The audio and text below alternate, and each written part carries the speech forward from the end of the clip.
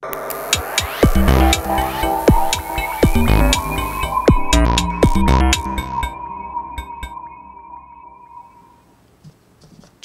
오늘의 이 본론이 되겠습니다. 싱글벙글 트럼프 정찰 토픽 두 번째입니다. 이재명이 도대체 뭘 양보했길래 그렇게 싱글벙글 하고 있느냐.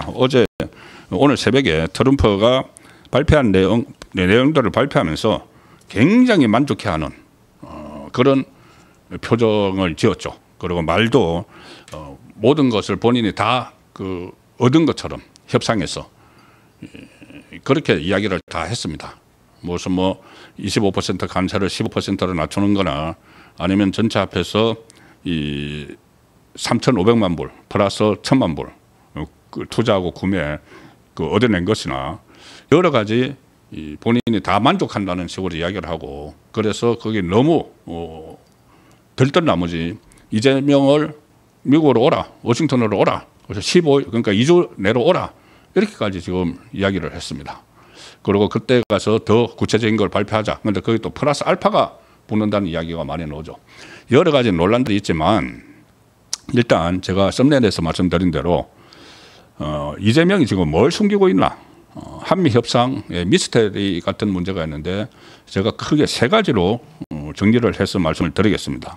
여러 가지 미스테리가 있습니다. 가령 예를 들어서 미국 상무장관은 우리 기업들이 투자하는 3,500만 달러, 3억 5천만 달러, 이 어마어마한 규모죠.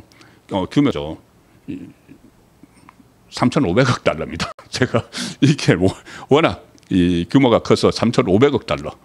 우리 돈으로 하면은 한 473억인가요? 473조. 어쨌든 이 어마어마한 규모 이거를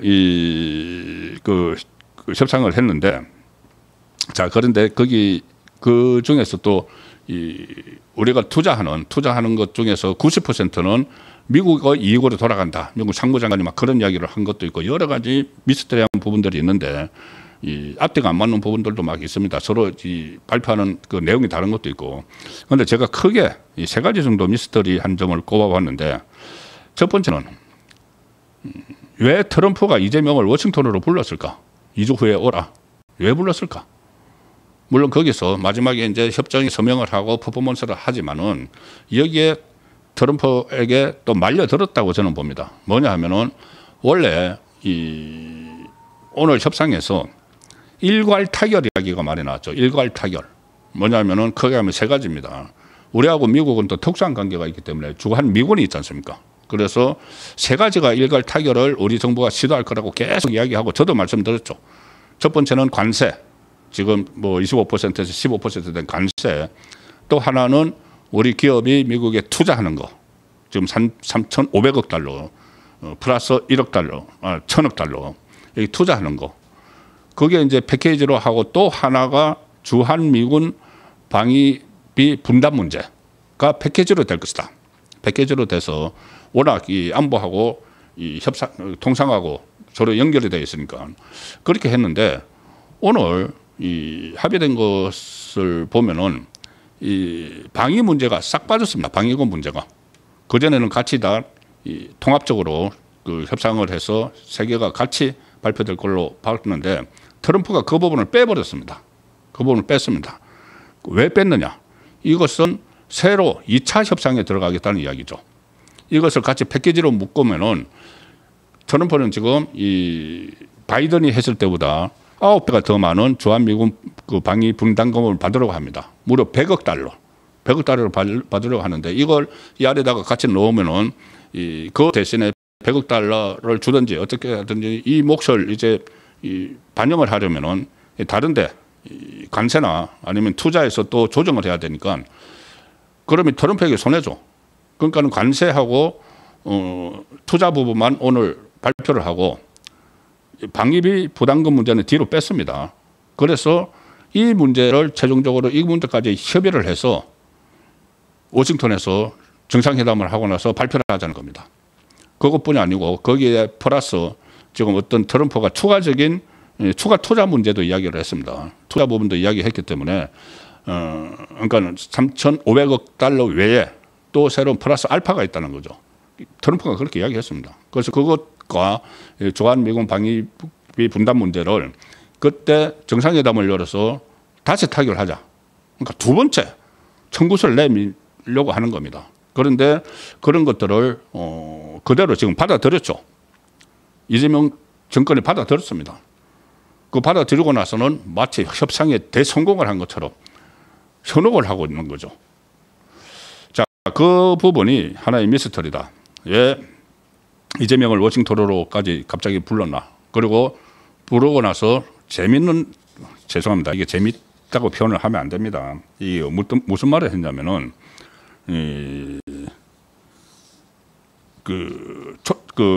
두 달 이내에 이렇게 와서, 그 회담을 하자고 하면서, 그리고 선거에서 이긴 것을 축하한다. 지금 두 달이 지나서, 그러니까 그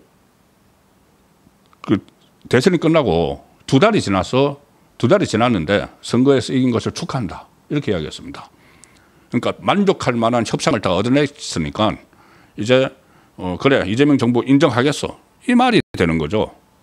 만약에 그렇게 만족하지 못했으면은 계속 이제 이재명 정부를 인정하지 않을 수도 있는 그 상황인데 얼마나 본인들이 만족을 했으면은 그 이야기까지 하고 또 미국까지 초청을 하는 그런 상황이 있었기 때문에 왜 이 일괄 타결을 그렇게 패키지 딜을 이야기하다가 지금 갑자기 그 부분이 쏙 빠지고 방위비 분담금 문제가 다시 그 이재명에게 공이 넘어가는 그런 상황이 됐는지 쏙 시원히 지금 이야기를 하지 않고 있습니다. 우리에게는 큰 부담이 되는 거죠.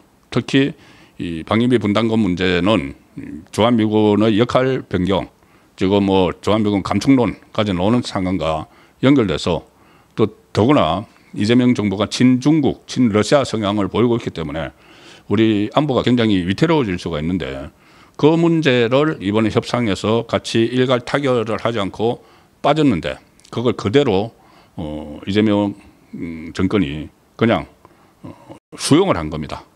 그전에는 일괄 타결을 한다고 계속 이야기를 했는데 그래서 이 부분이 하나의 미스테리다고 보이고 또 하나는 두 번째는 이 전통적 지지 기반이죠. 좌파의 농축산업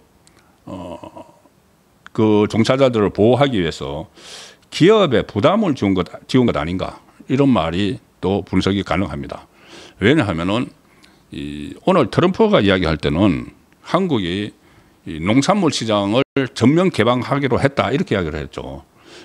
그러면은 만약에 그 말만 딱 들었을 때는 이거 이재명 쪽에서 완전히 이 협상 망한 겁니다. 농산물을 전부 다 개방을 하기로 했다고 하면은 지금 이재명 트럼프가 요구하고 있는 쌀하고 소고기, 쌀 시장을 개방을 하고 소고기가 원령 지금 30개월 미만만 하는데 30개월 이상 이것까지 받아들였다는 의미가 되는 거죠. 트럼프가 농산물 전부 다 개방하기로 한국이 개방하기로 했다고 하니까는 그러면 엄청난 이것은 굴욕적인 협상이 됩니다. 이재명 입장에서. 왜냐하면은 쌀 시장을 개방을 하면은 지금 가뜩이나 우리나라 쌀이 남아돌죠. 거기다가 양국관리법을 개정을 해서 이 농민들이 아무리 쌀을 많이 수확을 해도 그걸 다 정부가 사주기로 했죠. 그럼 앞으로 쌀을 더 수확을 많이 할 겁니다. 그런데 미국 쌀까지 들어오면은 이것은 대혼선이 일어나죠. 쌀값 폭락하고 농민들은 엄청난 손해를 보게 되는 거죠. 소고기 문제 다들 아시겠지만 강우병 사태 그때 30개월 이상 하면은 이 소가 어떻게 구멍이 나고 뼈가 구멍이 나고 뇌에 송송 이런 이야기까지 막 해서 좌파들이 괴담을 퍼뜨렸는데 그것을 다시 수입을 하는 게 되는 꼴이죠. 그러면은 이것은 협상이 망한 겁니다. 트럼프 말대로 하면은. 그런데 여기에 대해서는 지금 용산에서 그 두 가지를 안 하기로 했다. 그거 계속 이야기를 합니다. 안 하기로, 그것은 수입 안 하기로 했다. 쌀 개방 안 하고, 이 소고기도 추가로 안 하기로 했다고 이야기를 합니다. 자, 그렇다면은 트럼프 말이 그냥 정치적인 수사인지 아니면은 그 두 가지를 제외한 다른 이 농산물을 이야기를 하는 것인지도 아직 뚜렷하지 않습니다. 이것도 미스터리죠. 이 부분도 이제 밝혀야 되는데 그러면은 미국에서 그렇게 강력히 주장하던 쌀하고 소고기를 안 하기로 했으면은 협상이니까 다른 뭔가를 줬겠죠. 그 준 것이 바로 대기업의 부담을 지우는 투자에서 양을 늘리는 거 하나하고, 하나는 특히 이 자동차입니다. 자동차 관세. 자동차 관세가 25%, 15%로 이제 줄었다고 하지만은, 그래서 일본도 15%다. 우리도 15%다. 이렇게 주장을 하고 있죠. 이거 또 현혹시키는 겁니다. 그런데 일본하고 한국은 다른 것이, 일본은 이번에 트럼프가 고관세 정책을 하기 전에 이미 자동차는 2.5% 관세를 물고 있었습니다. 미국이 2.5% 관세를 물면서 수출을 했죠. 일본 차는. 그런데 우리는 관세가 제로였습니다. 자동차. 왜냐하면 한미 FTA 자유무역협정 그 대상 품목이기 때문에 자동차가 제로였습니다. 그런데 이번에 15%가 됐죠. 그러면 그게 어떻게 일본하고 같이 비교가 됩니까? 일본하고 같이 협상이 성공했다고 이야기를 하려면은 우리는 12.5%가 돼야 되죠. 2.5% 빠져야죠. 12.5%로 우리가 하고 일본이 15%로 해야지 그게 형평에 맞는 거죠. 그 전에 우리는 제로였고 일본이 2.5%니까. 그런데 똑같이 일본하고 같이 이 15%로 했다고 이렇게 또 현혹을 하고 있는 겁니다. 그러면은 그 카드를 내밀었을 텐데 그걸 왜 철회를 했느냐.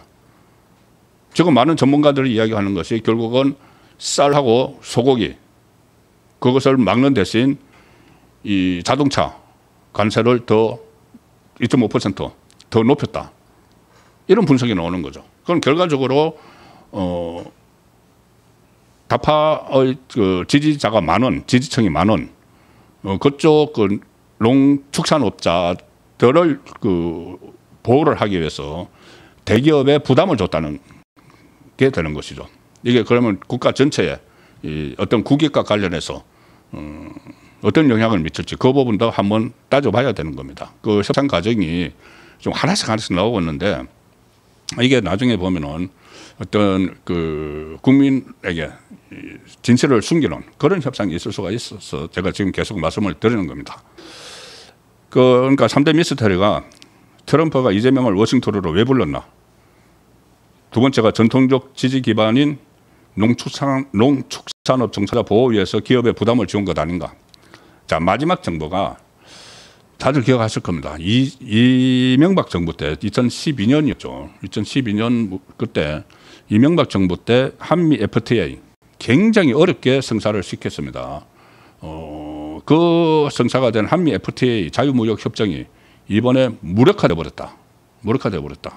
그럼 앞으로도 이 미국과의 다른 그 기준이 이제 없어진 거죠. 자유무역 협정에 의해서 우리가 일본은 2.5% 자동차 관세를 물지만 우리는 물지 않았는데 이게 지금 한미 FTA가 무용지물이 돼 버린 겁니다. 이 부분에 대해서는 제가 조금 전에 말씀드린 대로 한미 FTA가 그러니까 쌀하고 소고기 대신에 차를 내주는 이런 상황이 왔기 때문에 한미 FTA가 무용지물이 됐다. 2.5% 일본이 2.5% 우리가 제로였는데 그걸 지키려면은 우리가 이 15%가 아니고 12.5% 관세를 해야지 한미 FTA 거기에 근거를 기반을 해서 이렇게 협상을 한 게 되는 거죠. 그런데 지금 상황은 이게 지금 없어져 버렸다는 겁니다. 이 부분에 대해서는 용산의 김용범 정책실장도 FTA 체제가 흔들리고 있다는 점에서는 아쉬운 부분이다. 이렇게 또 본인이 이야기를 했습니다. FTA가 흔들리고 있다는 것을 인정을 한 것이죠. 그래서 결국 한미 FTA가 폐기된 수준이다. 이런 지적이 지금 재계에서 나오고 있습니다. 2012년 발효된 한미 FTA가 13년 만에 중대 변화를 맞게 됐고 특히 국내 농업 분야 피해가 불가피해졌다.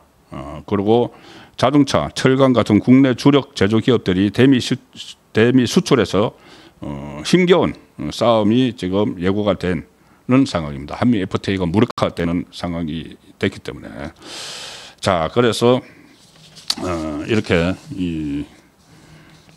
여러 가지 미스테리한 그 협상을 했는데 아직 다 그러니까 공개가 잘 안 된 것 같습니다. 여러 가지 디테일한 부분에서 오늘 계속 여러 방송을 이제 보신 분들은 들으셨겠지만은 악마는 디테일에 있다. 이야기가 계속 나왔죠. 지금 큰 틀에서 뭐 15% 관세, 뭐 3,500억 달러 투자, 1,000억 달러 LNG 그 구매 뭐 이런 이야기들이 나오지만은 그것을 하나하나 뜯어보면은 악마가 디테일에 있다. 그 디테일한 부분에 여러 가지 함정이 있고 그 함정은 오늘 트럼프가 계속 싱글벙글하면서 이 대성공을 거둔 것처럼 그렇게 행동을 하는 것을 보면은 우리 쪽에 굉장히 불리한 게 상당히 많다. 그 하나하나 파헤쳐야 됩니다. 그게 이재명 정권의 최대 실정이 될지도 모릅니다. 앞으로 우리 굉장히 큰 어려움을 주기 때문에. 그런데 이재명은 오늘 SNS에 글을 올려서 마치 대성공을 거둔 것처럼 큰 고비를 하나 넘었다. 수출 환경의 불확실성을 없앴다. 이게 없어졌을까요? 불확실성이. 디테일한 부분이 아직 다 공개가 안 됐는데.